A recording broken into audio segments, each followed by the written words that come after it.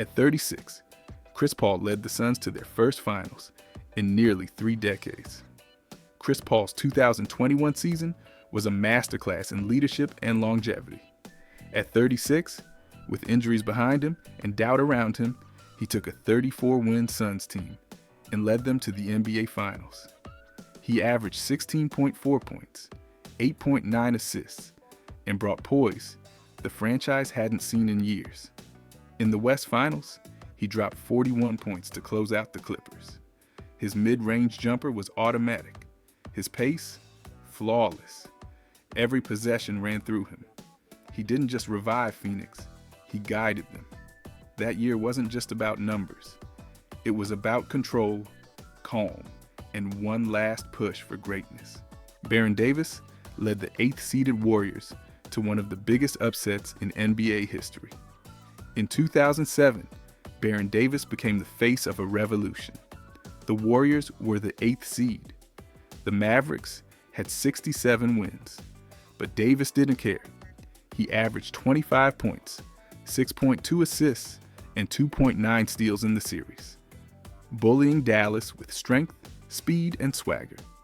He set the tone early, hit dagger threes, and threw down the dunk on Kirilenko later in the run.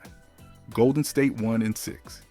It was the first time an 8 seed beat a 1 seed in a 7-game series. We Believe became legend. And Baron? He turned chaos into history. Mid-season trade, new city. Rasheed Wallace turned Detroit into champions in just 4 months. Rasheed Wallace got traded to Detroit in February 2004. By June, he was holding the trophy. Detroit already had defense, but Sheed gave them attitude, spacing, and shot blocking. He anchored the front court next to Ben Wallace and gave the Pistons a stretch big who could defend 1 through 5. In the finals, he shut down the Lakers' offense and averaged 13 points, 7.8 rebounds, and 1.3 blocks. His presence tilted the balance. Sheed didn't need stats. He changed energy. The Pistons stunned the Lakers in 5. That trade didn't just help. It finished the job. Ray Allen's corner 3 in Game 6 saved Miami's dynasty and rewrote finals history. Game 6, 2013 NBA Finals. Miami trailed by 3 with seconds left. LeBron missed. Bosh grabbed the board. Ray Allen backpedaled to the corner and drilled the shot. Tie game. Overtime. Miami won. Then won Game 7. That one shot saved the Big 3 era. Without it, the Heat don't go back-to-back. Ray Allen wasn't the star anymore, but he was still the deadliest shooter alive. That 3 was his signature moment. 25 feet of silence, then eruption.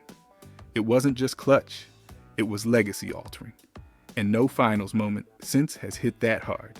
Tim Duncan's 2003 playoff run might be the greatest two-way postseason in NBA history. In 2003, Tim Duncan was unstoppable. He averaged 24.7 points, 15.4 rebounds, 5.3 assists, and 3.3 blocks for the entire playoffs. No flash, no drama, just complete domination. He led a Spurs team without another star past the Suns, Lakers, Mavs, and Nets. In Game 6 of the Finals, he nearly had a quadruple-double. 21 points, 20 rebounds, 10 assists, 8 blocks. Every possession ran through him. Every stop started with him. He won Finals MVP and his second title. That postseason wasn't loud. It was perfect. Defense, control, fundamentals. Tim Duncan at his absolute peak.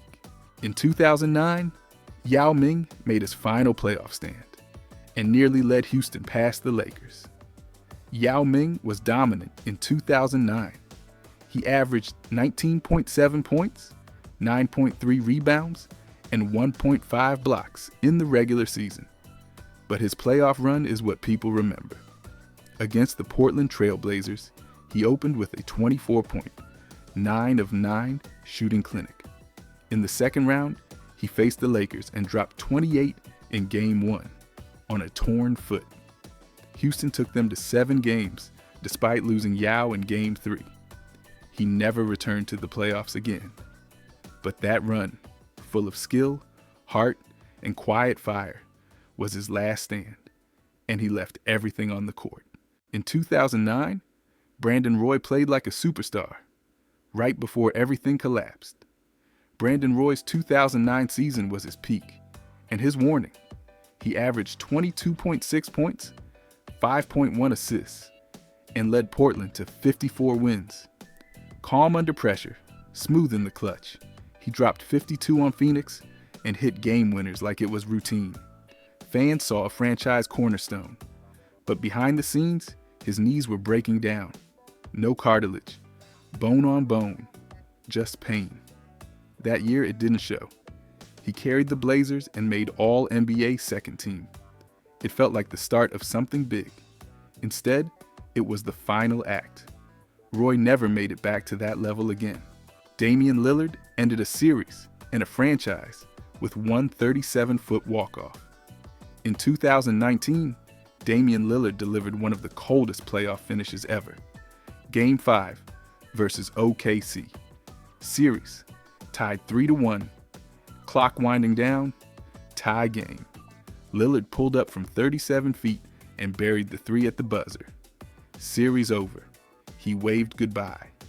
That shot capped a 50-point game and eliminated Westbrook and Paul George. Lillard averaged 26.9 points and 6.6 assists that postseason, leading Portland all the way to the Western Conference Finals. But that one shot, that wave, became iconic.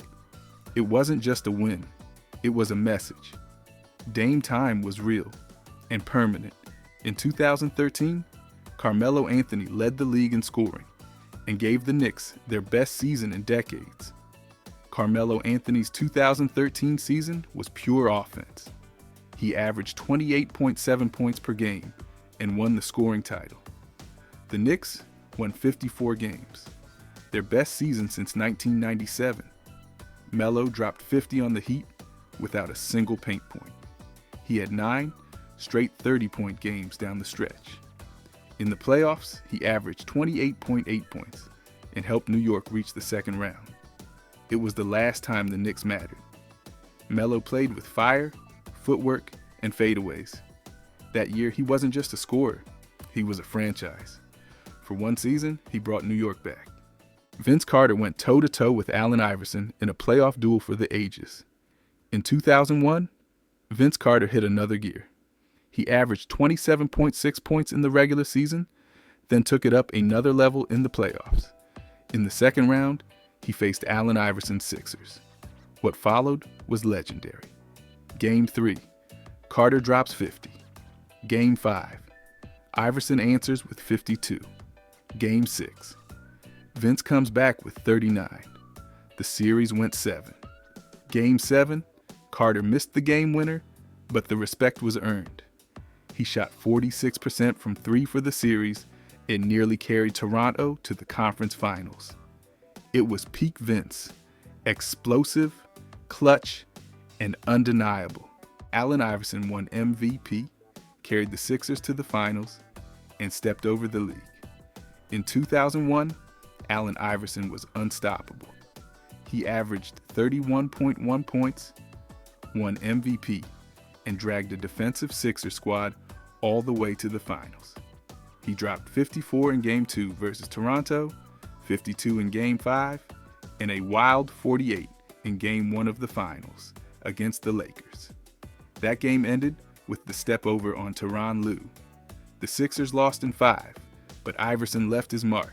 6 feet tall, 165 pounds, and fearless. That year, he didn't just lead the league in scoring, he defined it. Grit, buckets, and a whole lot of heart. In 2000, Shaq didn't just win MVP. He broke the league with size, power, and pure destruction. Shaquille O'Neal's 2000 season was domination in its final form. He averaged 29.7 points, 13.6 rebounds, and 3 blocks per game on 57% shooting. He led the Lakers to 67 wins and swept the regular season MVP, All-Star MVP, and Finals MVP. No one could stop him. Not with dunks. Not in the post. Not at the rim.